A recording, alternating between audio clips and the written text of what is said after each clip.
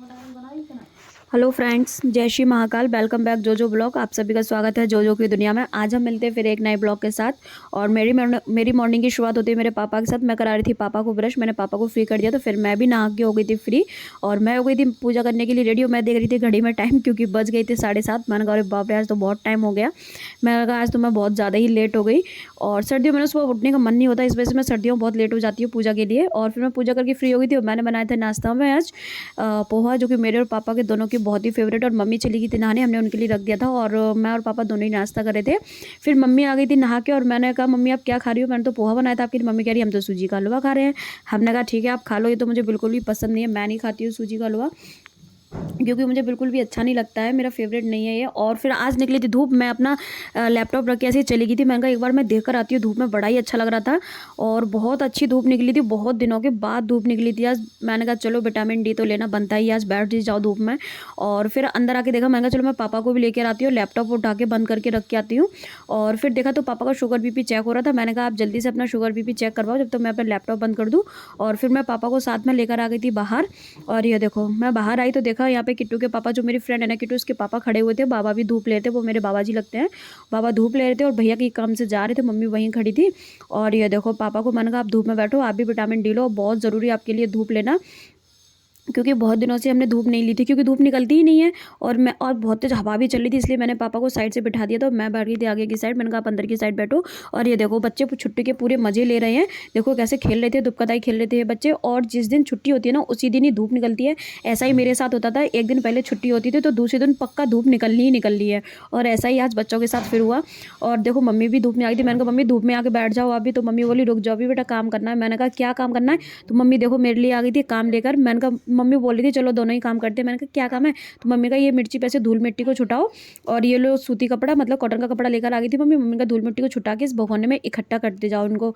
मैंने कहा ठीक है। मैंने फिर उन मिर्चियों से धूल मिट्टी को हटाया और मम्मी भी वही करी थी। और आज मम्मी ने बाल धुले थे तो मम्मी धूप भी ले रही थी, क्योंकि वो बाल सुखा रही थी। और मैंने और मम्मी ने पूरा भगोना भर लिया था उनको मिट्टियों को साफ करके, मिर्ची से भगोना भर गया था। और फिर मैंने देखो सारी मिर्ची काट दी, क्योंकि मम्मी मिर्ची नहीं काटती है, उनके हाथों में जलन पड़ती है, क्योंकि फिर फलक पड़ जाती है उनके। और मेरे हाथों में जलन नहीं पड़ती है मिर्ची से, इसलिए सारी मिर्ची मैं ही काटती हूँ। जब भी अचार डलता है तो मैं ही काटती हूँ मिर्ची। और फिर देखो मम्मी ने कितना अच्छा सा अचार डाल के एकदम कर दिया था रेडी। और मम्मी के हाथ का, मम्मी ना सारे अचार डाल लेती है, मुझे मम्मी के हाथ के अचार बहुत ज़्यादा पसंद है और मैं सारे अचार खाती भी। और देखो फिर आज हमारे यहाँ क्या बना था फ्रेंड्स, कमेंट में बताओ किस किस को पसंद है। ये रस खीर है, जो कि गन्ने के रस से बनती है, आज हमारे यहाँ बनी है।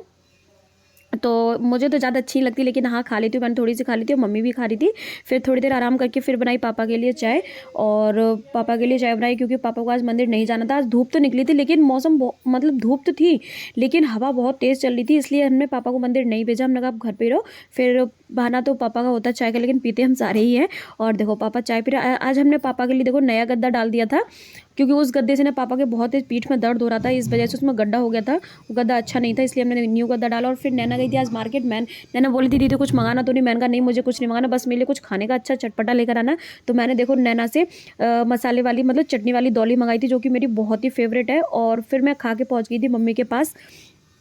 मैं मम्मी के पास की, मैंने कहा मम्मी क्या करी? तो मम्मी का कुछ नहीं, भैंस के लिए राता बना रहे। मैंने कहा आज तो राता फैल गया। मम्मी बोली सुबह फैल गया था वो पलटते में।